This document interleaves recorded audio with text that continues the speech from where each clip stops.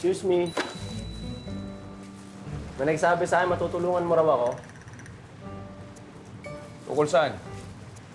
Naghahanap kasi ako ng malilipatan eh. Gusto ko sana dito lang sa area na to kasi malapit dito yung work ko. Ano ba work mo? Call center. Call center? Oo! Sa akin tumatawag yung mga pulubi kapag may tanong sila sa pamamalimos nila.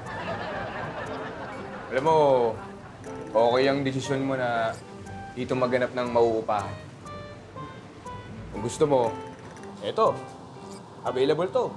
No? Oo, fully furnished. May kasama nga niyan, banig, lata, tsaka may kahon na sa loob. Dami ah. Okay. Ano ba, mentis dito? Swimming pool. Swimming pool? Oo, kasi bahain dito eh. Oh, nice. Kaso hindi ako mahilig mag-swimming eh. Ano pa? 24/7 yung security dito kasi malapit yung tambayan ng mga tanod eh. Tsaka may bagong installed na CCTV dyan, o dyan, sa poste na yan. Pero, napating kita, medyo mahal dito. Wala ba nung mas mura? Mura? Eh di, kung gusto mo, ikaw na lang ang mag-rent dun sa property ko, sa may ilalim ng flyover. Ganda nun. Oh? Oo, may ano yun eh, may loft yun, tsaka city view. Loft tsaka city view? Oo. Maayos yun ah, kaso ang mahal dun eh. Wala ka bang iba kang mare-refer? Magkano ba budget mo? Mga 20 pesos kada buwan. Yun lang yung kaya ko ibigay eh. Kaya gusto ko sana yung mura. Dito lang sa area dito. Pinakamura. Halika. Ito, minimalist to. Unfurnished at very affordable.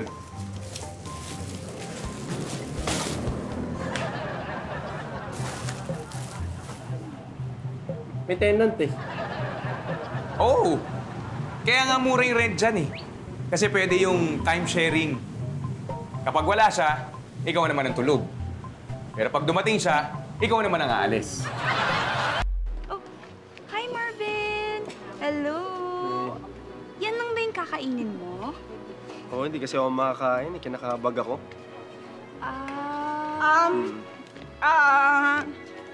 Ang gustong sabihin ng anak ko ay sinusumpong siya ng acid reflux. Yes, it's so bad. Oh, well then Marvin, I suggest kumuha ka ng soup para mawala yung kabag mo. Acid reflux. Yes. That's thank you. You're so sweet. Yes. Enjoy po kayo, ha? Yeah, you too. Okay. Enjoy some treatment. Your hair is... Thank you. Anyways, bakit mo pinagsasabing may kabag ka? And granding handaan, tapos sasabihin mo kabag? Bakit po? Hindi nakakayaman, anak. What we have is acid reflux. The same way na ang mahihirap may galis. Tayo, we have eczema. Okay? Do you understand? Okay po. Yan, gusto ko yan. And then, I want more pa, ha? Uy, itong rice, uy. Balot mo rin yan, sayang.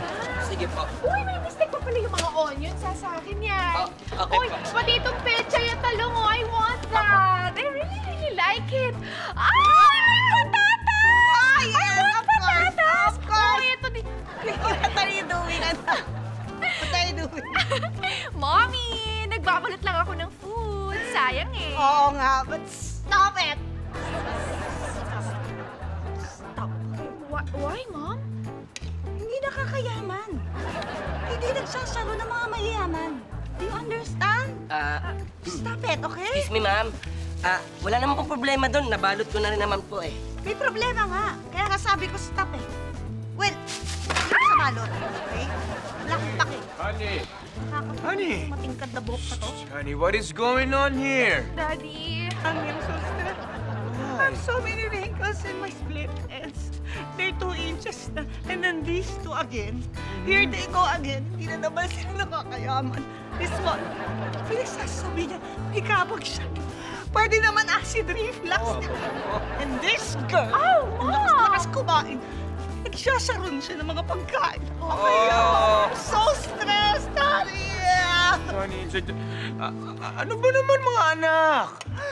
Kailan ba kayo matututo? Halika, pasensya ka na. Sir. Ay, Ayan, pwede ba ano? ibalik mo na yung mga pagkain bago pa may makakitang iba? Yes, Sige na, please, sige na. just Please please. lang. Ha? Ulit-ulit? Gulo nyo? Ikaw ngayon paulit-ulit eh. Sinabi ko na kanina sa'yo, di ba? Walang ibabalot. Ibalik nga. Di ba? Anong mahirap doon? Ma'am, huwag niyo naman po akong pagalitan, ma'am. Oh, ba't hindi mo ginagawa yung trabaho mo? Ha? Kinulam ka ba? Ayan, oh. Tatanggalin natin yung ulam. Ma'am, Nakakainis to. Ma'am, wag niyo na- Hindi!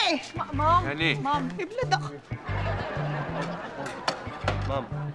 Ma'am, ano? Inaaway mo yung waiter. Magpa-viral po kayo niyan. Tsaka may tinga ka pa, oh. Sige. Man, can I see? Oh my God! Oh my God! Yes, yes, man. Remove it. Hindi nakaka-reach! I know!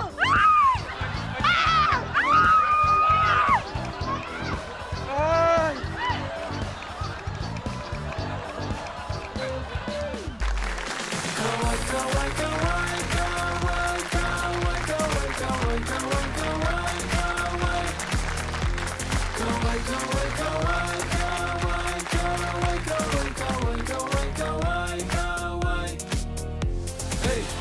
Yung sayaw naman, parang regular ah.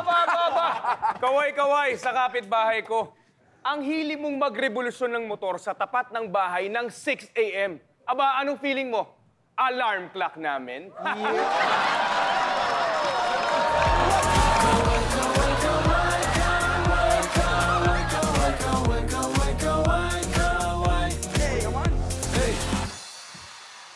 Kuway-kuway sa kapitbahay ko. Huwag ka namang bili ng mga gamit. Napapagaya tuloy ako.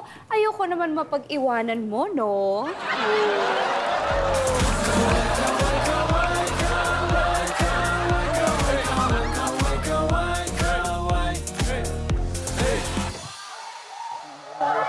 Kaway-kaway sa kapitbahay kong akala ko ang hilig magpa-deliver ng food. Eh kaya naman palang dalas magdala sa'yo ng pagkain ng rider mo kasi ginawa mo!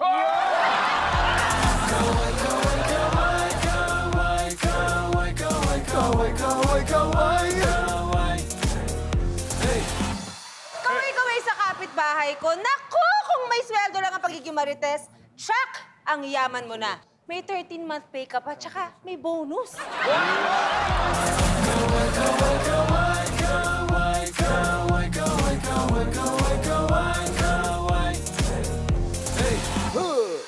Okay, kaway-kaway sa kapitbahay ko na laging nagmamaganda. Pero kahit naman anong tingin ko sa mukha mo, hindi ko mahanap kung saan banda.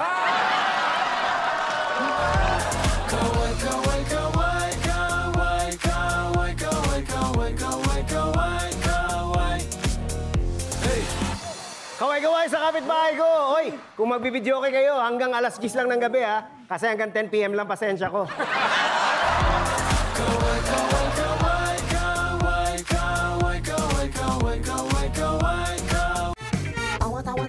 Anytime, anyone, anyhow. Halika manood at sumigaw. Anywhere in the world, everybody in the house. Click and subscribe now. You know.